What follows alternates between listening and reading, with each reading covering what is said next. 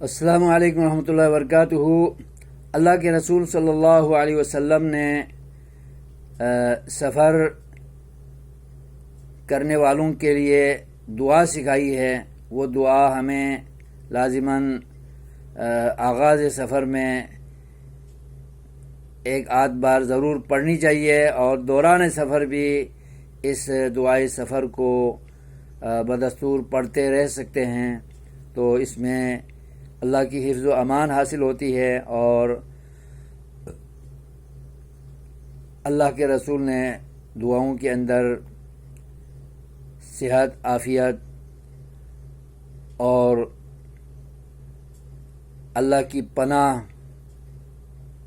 مانگی ہے کہ اللہ اس سفر کو حفظ و امان سے گزروائے، اور سفر میں بھی مسافر کو کوئی تکلیف نہ ہو، اور جو بیوی بچے گھروں میں رہ رہے ہیں، علاقے میں رہ رہے ہیں، ان کی بھی اللہ حفاظت کرے، انہیں بھی کوئی تنگی تکلیف نہ ہو، مال و متاع کا کوئی نقصان اور خسارہ نہ ہو، اور حالات خوشگوار رہیں، اور ناخوشگواری کی کوئی کیفیت نہ بال بچوں میں پیش ہو، اور نہ مال و متاع، سرمایہ، دولت اور انسان کی پراپرٹی، جائیداد میں اور زندگی کے کاروبار میں اور معاشی مسائل و وسائل میں کوئی کمی نہ ہو، نقصان سے انسان بچ جائے، ایسی دعائیں اللہ کے رسول نے مانگی ہیں۔ تو دعائیں میں دوسری ویڈیو میں بیان کروں گا، تاکہ یہ ویڈیو لمبی نہ ہو، جس کی تشریح میں نے اس ویڈیو میں کی ہے۔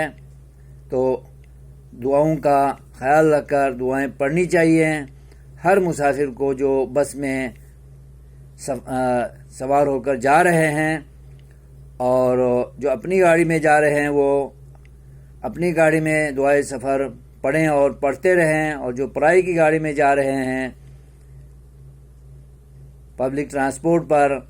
تو ہر مسافر کو گاڑی پر بیٹھنے کے بعد یا گاڑی روانہ ہونے کے بعد دعاؤں کو پڑھنے کا معمول بنانا چاہیے، تاکہ اللہ تعالیٰ سے حفظ و امان ملے، اللہ تعالیٰ سفر کو آسانی کے ساتھ گزار دے۔ آمین رب العالمین۔ والسلام علیکم ورحمۃ اللہ وبرکاتہ۔